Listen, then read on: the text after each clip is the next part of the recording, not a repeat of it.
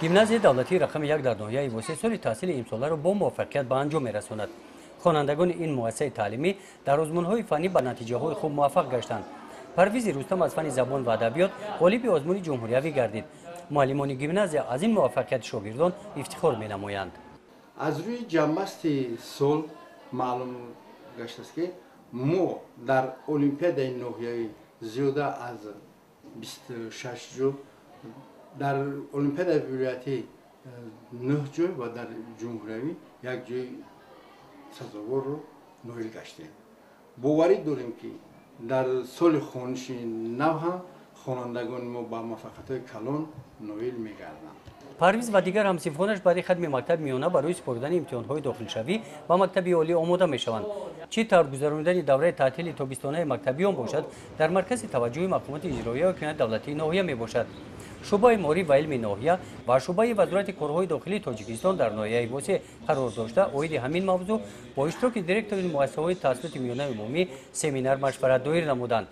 در семинар-машварат رفت اجرای قانون جمهوری تاجیکستان درباره مسئولیت پدر و مادر در تعلیم و تربیت فرزندان با مقصد پیشگیری جنایت بردن کارهای ترغیباتی بین نابالغان، پیشگیری نمودن دیگر ظهورات نامطلوب جهان امروزه از قبیل تروریسم و اکستریمیسم بررسی کرده شدند. قید کرده شد که در دوره تعطیل тобистонаи مактبиён نزد همه مؤسسه‌های تحصیلی ميوناي عمومی میدانچه‌های استراحتی فراغتی تشکیل کرده نورسان به استراحتگاه‌ها جلب کرده می‌شوند. با اشتراک نورسان محفل‌ها، صحبت و واقعی‌ها گذرانیده می‌شوند.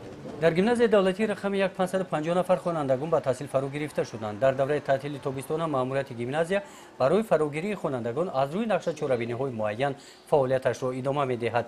ما علاقه نقشه چاره‌بینی خود را برای تعطیل سال 2017 تصدیق کرده هستیم. در دوره تعطیل باز درس‌های علاوه‌ای از فن‌های گوناگون در ما گذرانیده می‌شود. محفل‌ها کار می‌کنند، چی محفل‌های سپورتی باشد، چی محفل‌های فنی باشند، آنها در گیمنازیا از بعد ختم امتحان‌ها کار خود را آغاز کرده تا 1 سپتامبر آنها عمل میکنند. طبق نقشه چاره‌بینی‌های شعبه معارف و علم نохия در دوره تعطیل تابستانه خوانندگان به استراحتگاه‌های بیرون از ناحیه هم جلب می‌گردند.